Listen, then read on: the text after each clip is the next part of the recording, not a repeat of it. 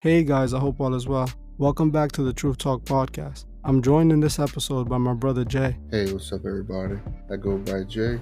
The first thing I wanted to talk about was I've seen many of you guys commented regarding Area 51, and I wanted to give my perspective on what I think Area 51 truly is. I honestly don't believe in aliens. In my opinion, I don't think aliens exist, so I don't really think that there's any aliens in Area 51. Now, there might be secret things or secret operations that are happening in Area 51. I personally don't believe there's any aliens there. What do you think, Jay? I mean, you think about it when it comes to aliens, the universe is big enough. There's got to be aliens out there somewhere. But if there are aliens and they were able to make it to Earth, that means they're a lot smarter than us and they would probably conquer us. But there's no reason for them to come to Earth to get us because what would they take from us? The only thing unique to our planet is us. And what are we? I think like Area 51 most likely is just where the government does secret stuff that they don't want anybody to know about. Stuff that better kept out of the public eye. To me, the reason I don't believe in aliens is just a lot has to do with my interpretation of the Bible. I don't see, like you said, if there was aliens, we would never know. Like you said, why would they ever make their way over here for? Unless they were coming over here to, destroy us. But in my opinion, and this is just me, everybody's entitled to their own beliefs. I just don't believe that aliens exist. In Area 51, there might be a bunch of things that go on there that people don't know about, and it is funded by our tax money. The government has been known to be doing all types of insane experiments, but these things would never come to the light. That's what I think that Area 51 is for. I don't think that it's for any aliens or anything. I think it's for the things that they don't want people to ever discover or ever to know. And that's like their top secret base. Because, yeah, you got to think about it. Like, there's some stuff that needs to be done for the greater good. But if people knew about it, we would never come up to a decision. So you got to just come to a decision, make it like an executive decision, and do what's best for the greater good.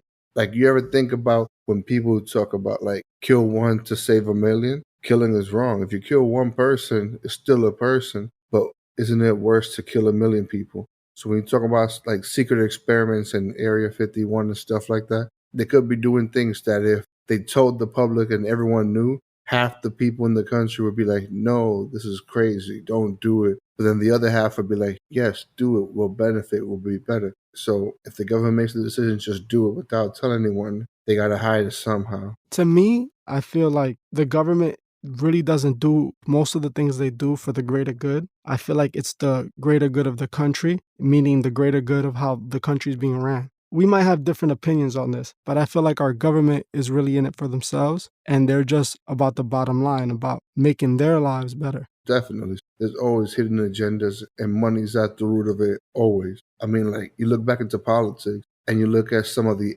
economic advisors that presidents have had, and a lot of them work for big banks that benefit from laws being passed that cut corporate taxes or that increase government funding of these corporations' initiative. Of course, at the end of the day, the government's going to do what's best for the government and put it under the guise that is what's best for us, what's best for the greater good. At the end of the day, we have to remember that everything is a business. And like it or not, our country is just a really big business. It's ran just as that. They look for ways to cut corners. They look for ways to be more efficient in their plans. What's your thoughts on the New World Order? Do you believe that plans for New World Order exist? Like, what do you mean by New World Order? Like a group of people in a dark room somewhere plotting and scheming? You're aware of the Freemasons, right? Yeah, kind of. Okay, well, the New World Order is actually a Freemasonic ideology.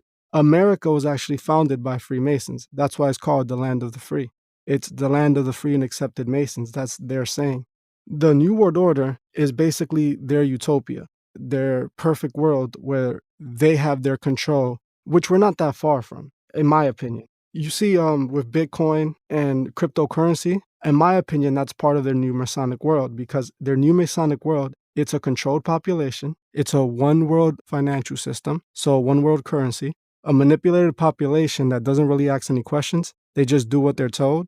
And I feel like we're very close to that, but there's certain things that are preventing it from being cemented completely.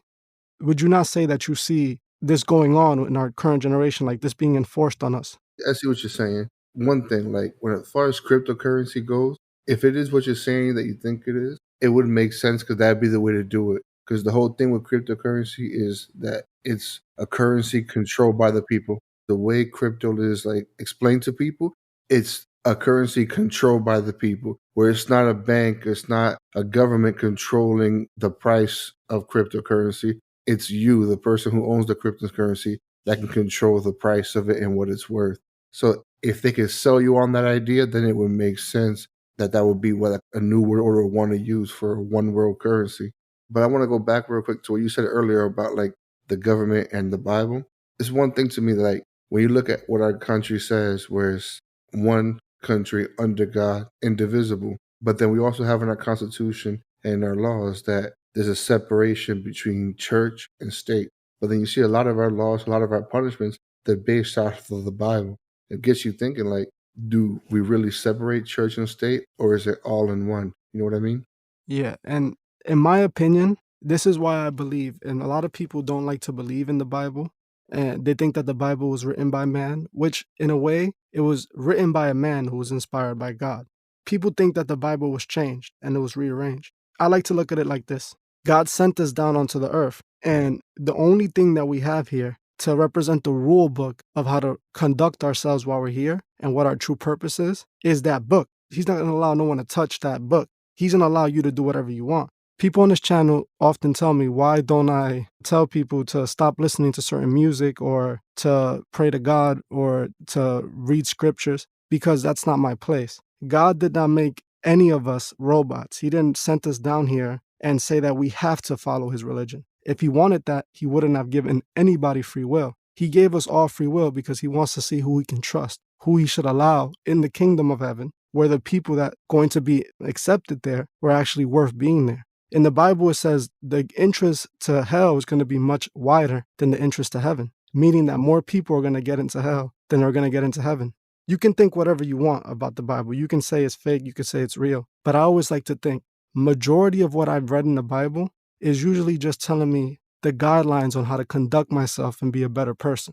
But yeah, but like going off of that, we'll go back to the country. It's supposed to be like the home of the free. So if home of the free, if I don't want to believe in religion, then why am I held accountable to laws that are based on a religion? Like there's many religions in the world, but one would argue that like the main religion in America is Christianity. A lot of our laws are based off of things in the Bible. So if me being a person, if I don't believe in that, why am I held accountable to that if this is the land of the free? And on top of what you're saying, like heaven and hell and all that stuff is true. But at the same time, I'm supposed to be free. I'm supposed to make my own decisions. Why am I being held accountable to something I don't believe in? Like the Bible, if it was written by a man inspired by God, I believe that. But it's also a lot of it is up to interpretation. That's why you get these branch off religions from Christianity. Same thing when you talk about Islam. One person can interpret the Quran one way, and another person can interpret it completely different, even though they read the exact same book. And that's why I would say it's kind of like crazy. But I believe that it all stems from like the human's nature to want to know why. You want to know why, you want an answer. And I believe sometimes like religion, a Bible, a God is like a simple answer to that why. Like it's easy to say, yeah, we were all created by God, instead of trying to find out the real answer because it's too deep. I see what you're saying. And in my opinion, the reason why my faith in God is so strong is because in countless moments in my life, I have depended on prayers to God. And believe it or not, for me, it's always worked out. Sometimes I feel like God keeps me out of certain things that I shouldn't get involved in. And then other times he inspires me to be who I want to be and better myself. What laws were you speaking specifically? Like, can you mention a law that goes off of the Bible itself? I mean, just not even in general. You go to court and you actually put your right hand on a Bible to swear to tell the truth and nothing but the truth. You see what I'm saying? Like, why do I have to put my hand on the Bible? If the Bible means nothing to me, then lying on it doesn't mean anything. So it's just that's one simple example. They don't promote God to us. If you watch TV right now, if you listen to music, they're not promoting anything that's good to you. They're not promoting anything that's in God's image or anything that's moral. And like I said, that book is the only thing that can't be changed. So their goal is to make you not believe in that book. That's their main purpose, to make that book look like a fairy tale, to make it look like nonsense. That's their goal. That's my point, though. That's part of my point, where it's like the book, you could have your interpretation that says this is good. I could read that book and think that what you think is good is bad and do the complete opposite. I could say, I interpret the Bible like this. You interpret it like that. Now we don't agree. We're reading the exact same book, just reading in two different ways. That's where perception takes in. It's not only perception, though. It's also, like I said, we all carry our own sins and our own demons. And the Bible, like you explained, to someone, it's going to mean something completely different. If you are a person who's struggling with a certain amount of problems in your life, you might see the Bible different than me. The Bible is a key. It's supposed to work for each person. What I feel like the mistake comes in is in religion, people don't really get most of the concept. Most people need to be guided and pointed to, and that's where I think some churches take advantage. I feel like that's what a lot of the confusion is, and I also believe that's part of the same satanic system. Let me ask you a quick question.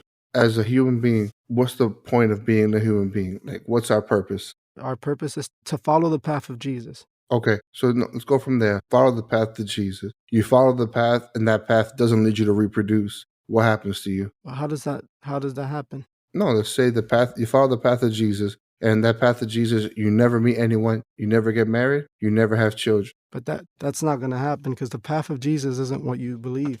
Jesus was sent down here, right? The only reason Jesus was sent down here is because what we were doing was incorrect. He sent himself in the form of Jesus, came on earth and showed us what we were supposed to be doing. Basically, if they can't do it, you do it yourself. You understand? So he just came down here to show us. What I mean, the path of Jesus. And this is important. I want people to understand it. Because a lot of people tell me, oh, you have to follow Jesus. You have to believe in Jesus. Yes, that's one part of it. One part of it is to follow Jesus and believe in Jesus. The rest is to live in his image. It's to realize that your value comes from helping others, not from yourself. You're never, ever going to be happy by just giving yourself things. It's just not going to happen. You're always going to reach a certain level to the point where it's just not going to feel like anything to you. So like you said, to live as he did Jesus have any children? Yeah, but that's not the point. But that's what I'm saying though. Like, I'm trying to get to the point where, like, as a human being, scientifically, biology, we're motivated by one thing instinctually. It's to reproduce. We're an organism. We're biological. We want to reproduce so we can continue the organism. Same way like a bacteria wants to reproduce. I think all the things are on top of it. It's extra. Our basic fundamentals to survive make us do the thing. Okay, I'm going to ask you a question, and this is a personal question. You have children, right? Are you complete? Honestly. In your soul, do you feel complete? Do you feel you've done everything you needed to do to be a good person, to feel whole, to feel you fulfilled your purpose? I mean, like I said, we grew up together, so you know me. I've always had a firm belief in don't do unto others what I won't do to myself. If it feels wrong to me, I won't do it. But it's not because of a religion or because of anything. It's just because of my personal belief. If I believe something is wrong and I wouldn't want it done to me, I won't do it to anybody else. In business, like the business that I'm in, I don't get ahead by messing someone up, by stepping on somebody else, which I feel like today's society encourages that kind of behavior where you got to throw someone in front of the bus in order for you to get ahead. That's never been my style. It's held me back sometimes, but it makes me feel good on the inside to not do bad onto other people. Like, I don't have malice in my heart. I don't do things with the purpose of hurting someone. If I do hurt someone, I sincerely apologize and try to make them whole again in whatever shape or form, because accidents do happen. And of course, I'm not perfect. And I don't think that's based off of religion. Because like when I talk about like religion and Christianity and stuff like that, where if you want to get into heaven, you have to live as Jesus did. One thing, like no sex before marriage. So that means if I have sex before marriage, well, then there you go. I'm going to hell. That's not true. First of all, I'm not a person that necessarily falls into religion. I feel like religion was made to basically set up borders for the one simple message, when it's literally just be a good person, live in the light in the same way that Jesus did. And you were explaining most of it. You were explaining how personally you won't do bad to others, but there's other people that would do bad to others to get what they want. Believe it or not, by you not doing bad to others, because it's not going to be a good thing for you to do it, it's wrong morally. You're being like Jesus. All being like Jesus is, it's more about self than anything. As a person who studies all this consistently, it's not about necessarily the book. You use the book to make yourself a better man. It's all about you. You have to find your heaven inside of you. You have to find your happiness within so that you could be allowed in the true paradise. And in order to find that happiness within, you have to first make yourself a better person. You have to first figure out your purpose. And a lot of people don't ever figure out their purpose because they're living for themselves. That's what Lucifer, that's what he got casted out of heaven for. because he wanted to self-worship. That's the cancer that destroys people from within, wanting to be worshipped, wanting others to look at them like, as if they're better than others, when they're not. We're all the same. Every one of us die the same way. We live the same way. We breathe the same way. But you have people that just because they have more money, they think that they're better than others. And that's self-worship. You're worshiping yourself. No one is better than nobody. We all came in here through the same gate, and we're all blessed by the same being. The way you need to look at the Bible and Jesus Christ is basically your role model. Instead of people looking at these rappers like their role models, they should look at Jesus like a role model. We're here to sin. That's why we were sent here. But the thing is that you can't continue to sin and expect forgiveness. You understand my point? For example, let's say you're a person that's an alcoholic, right? You drink your whole life, and every day you pray to God, oh, God, I'm sorry that I'm an alcoholic. You think God's going to save you?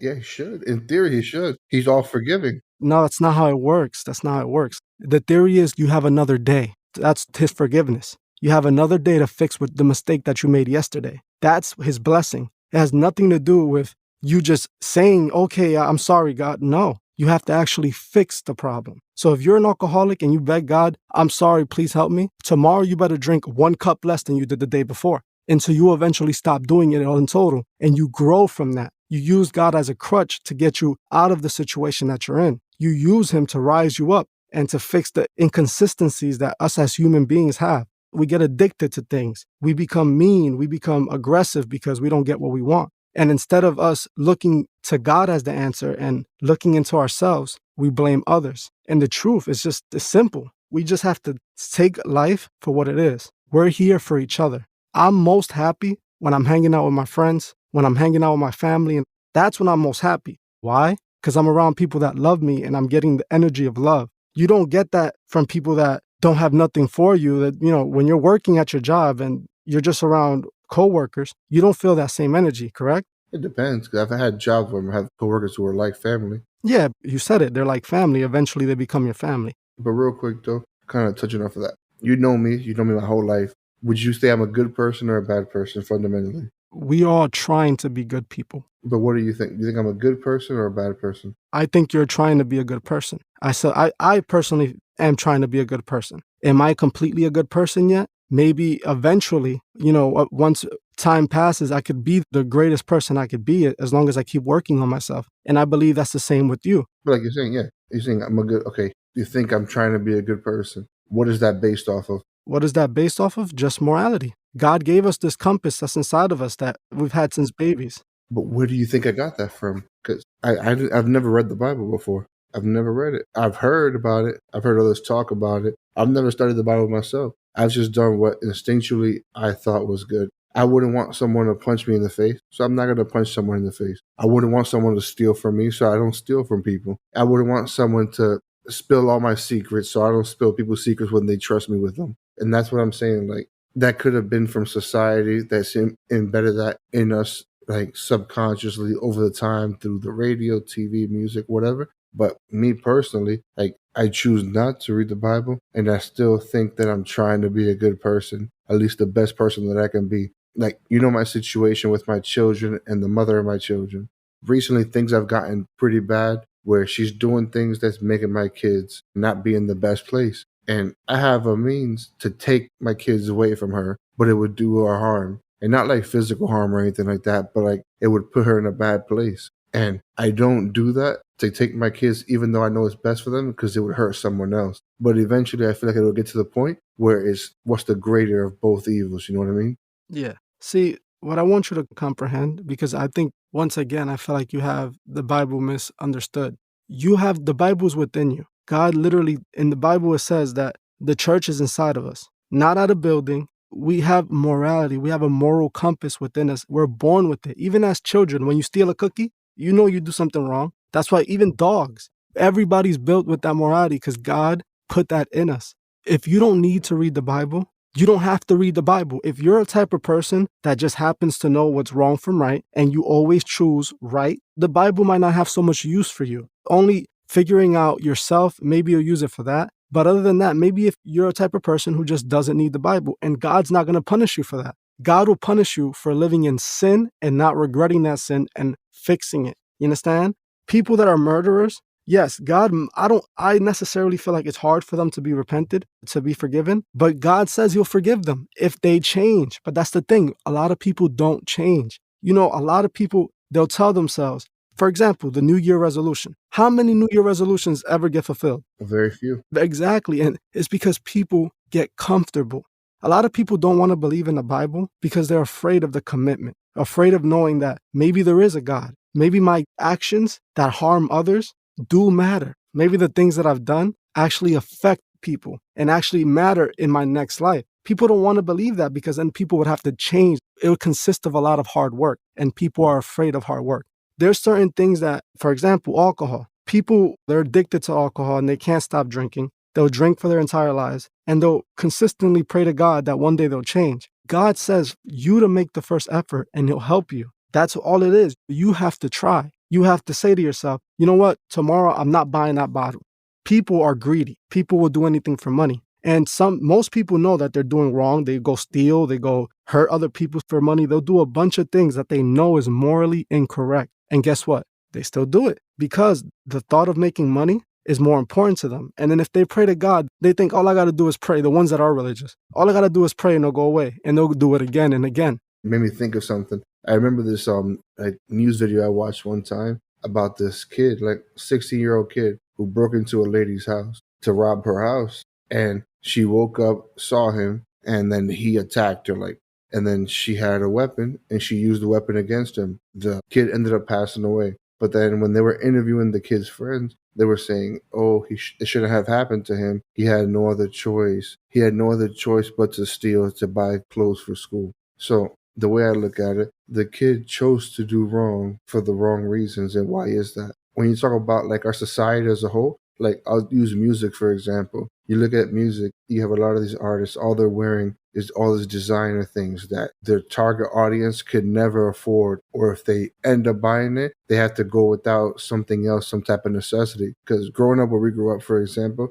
you would see it all the time. These kids who live in the projects but wearing designer, wearing $400 or $500 shoes, but living in a one-bedroom apartment with 5 other people. But because they saw their favorite artist doing it, they thought that that's what they needed to do to be accepted and be part of the in crowd and liked by everyone else. So like these industries, these artists, they have to have some type of intelligence and know what they're doing to the target audience, but feel like the money and the fame that they're getting is worth more than doing good for the rest of the people. Yeah, and that's something we speak about often on this channel. Most people sell their souls to the devil without ever even meeting the devil. It makes sense that you say that because who else would want to do evil if not the devil, if one exists? And that would be one way to do it. If you want something so bad and you don't care what the cost is, you don't care how many others you have to hurt, then you get what you want, the deal is done. Exactly. And not only that, many people don't understand why the devil wants souls. Like, they just don't understand the concept. But the thing is, you got to look at the devil like that one child that hates his father. So he wants to do anything to piss his father off.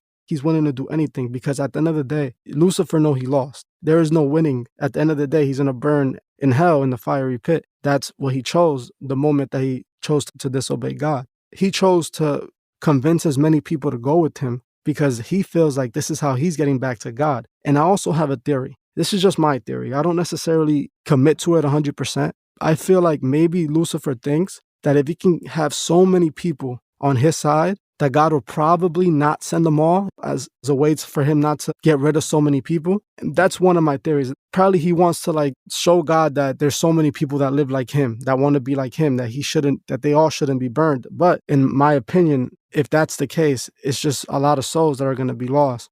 We just have to look at the life that we're living right now. You see it in the music. With this Travis Scott situation, let's say nothing happened at that event. Let's say it was a peaceful event. But just with the imagery alone, why would people want to be there? Why would anybody want to be at a concert that with upside down crosses, demons flying around, and satanic imagery? Why?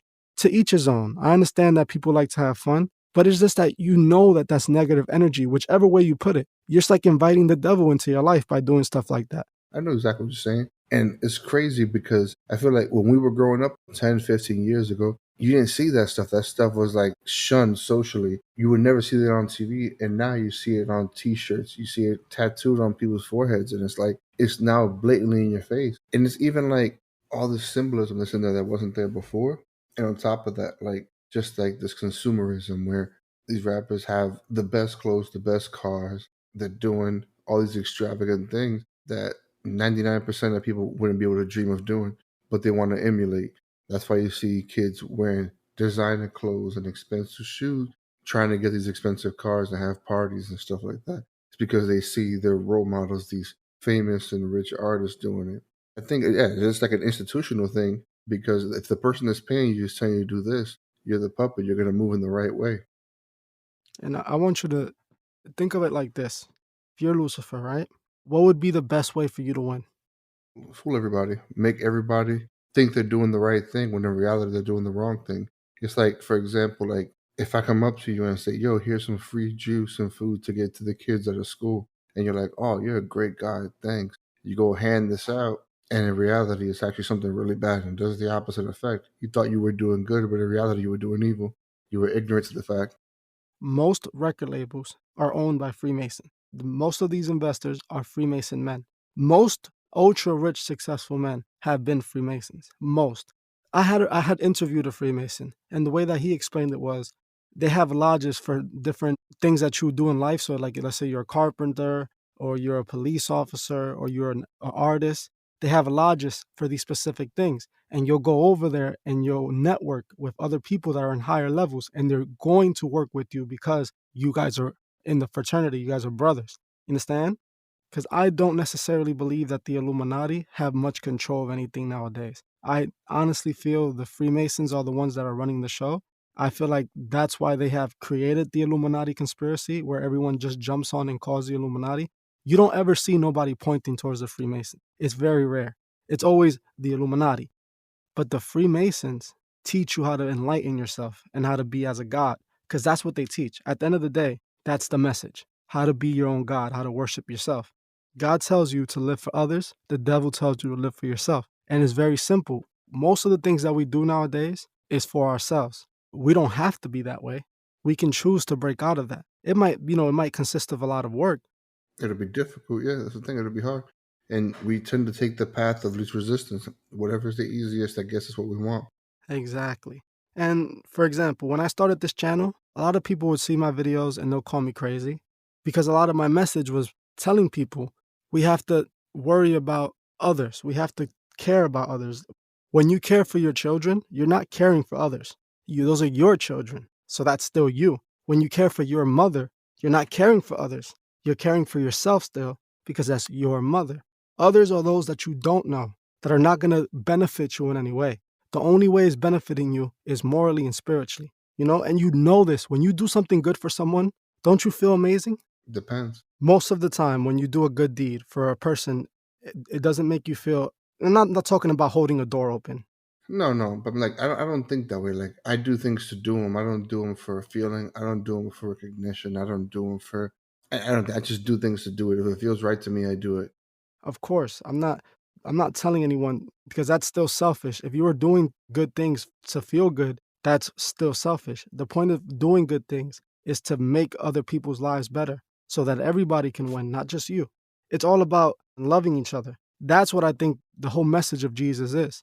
These children, they don't care. They don't want to, like you said, they're manipulated by these artists. They're brainwashed by these artists, and they're just going to continue doing what these artists tell them to do. And since the message of the artist isn't to save your soul or be a better person, it's buy more stuff and worship yourself more. I'm the best. I'm the hottest. I got the best cars. And that's how they continue living. But at the end of the day, when you realize that when you look at yourself in the mirror, most of those people realize that they're not happy. They're dead inside because they done so much evil. They've done so much dirt to get these things that really don't mean anything. The next thing I want to talk about was a topic that Jay was actually telling me about the other day. Is the reason why I actually wanted to invite him onto the podcast. Go ahead. You have a better explanation of the situation. Can you explain it? So I think what back in the '90s there was an over diagnosis of ADHD, where if you look at the book that psychiatrists use to diagnose someone with ADHD, it's pretty broad. So you can't blame a professional for diagnosing someone when the guidelines are so broad. But what ended up happening that I saw and it's been studied and been talked about a lot, you had an urban community, like we'll say New York City, a lot of immigrants who aren't well versed, who aren't really educated, going to see a doctor for whatever checkup, and then the doctor's telling them, well, your son, your daughter seems a bit hyperactive. They seem like they can't focus.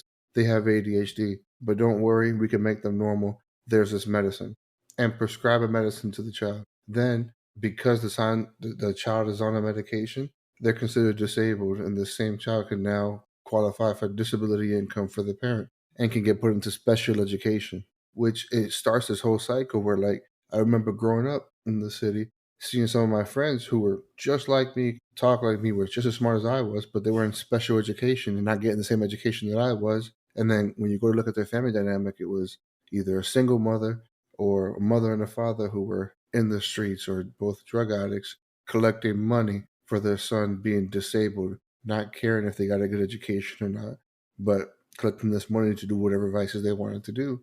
And it felt like the community encouraged it. And I believe it all started from the doctor. And I'm sure the doctors got some type of financial kickback from the pharmaceutical companies for prescribing this medication. And even probably when it came to diagnosing and making the guidelines so broad, I'm sure the pharmaceutical companies had a say in that. Because, like, you think about most diseases these days, I'm sure scientists can come up with a cure to diseases, but research and development is expensive, and a cure is a one time payment. If you make a treatment, you got someone on the hook for the rest of their lives, and then you can charge them to stay alive. Yeah, I often say this often. People look at, the pharmaceutical companies and the hospital, and the whole medical community as a whole, as, this perfect place where it's all good. But in my opinion, there's way too much evil that goes on there. I even exposed this in the music industry. Why do you think all these artists promote these drugs that they don't even take? Future came out in an interview and said, "Hey, I don't drink lean and I don't pop pills no more, but I was scared to tell my fans because I didn't want my fans to stop listening to my music." He said this out of his own words. And people are dying off overdoses because of the music that they're listening to. I get the most kickback from this. People say, "Oh, music doesn't influence me. Music doesn't affect me." I call BS. I think it does subconsciously, if anything, because others around you are influenced and you're influenced by those in some way, shape, or form. And not only that, us as human beings, we always look at the people that are doing well and we look, how can we be more like them? The people that look like they have a better life than us, we tend to look at them and try to replicate what they're doing because we want to live like them. We want to have the nice car. Like the saying says, keeping up with the Joneses. You want to keep up with your neighbors. You want to keep up with everyone that you feel like is doing better. And a rapper, that's all he represents. Even though I proved it already that most rappers are broke, they still represent, financial freedom, and they represent the baller lifestyle, the lifestyle that people envy and dream of living without knowing that there is nothing truly there. Just because you have all this money doesn't mean you're going to be happy. Most of these artists, you see them, don't they look depressed to you? Because to me, they look depressed. Half these artists look depressed to me. Because money doesn't always buy happiness. That's the truth. You ever heard of the guy in the glass house? Has everything in there, but you can see he's not happy. Exactly. I pointed out that money is the root of all evil because people are deceived into thinking that if I just do this one thing, I'll have all the money I need and I'll be happy. If I do someone wrong, it's okay because I'm going to get enough money to be good. And that's not the case. Most people don't realize that money is something that you're always going to need more of. It's a trap that if you live only for it, it sucks the soul out of you. And by the time that you've accomplished your dream, you have no one around you that loves you. You don't even love yourself at that point. True, you say that about money being the root of all evil. I agree with that because you think about all the things that are considered evil in society, and you can tie them back to money 100% of the time. And then, like when you said a second ago about like there's never enough money, you're gonna be wanting more. I remember that big company Goldman Sachs, for example, they were extremely successful 10, 20 years ago, 30 years ago, super successful. They had an initial public offering, and all the partners made hundreds of millions of dollars. Then those same partners, now they got all the money. They're saying, what do we do? They went after the power. So then you started seeing these same individuals who made hundreds of millions of dollars in the White House influencing politicians to pass laws so they can get more money. So money's never enough.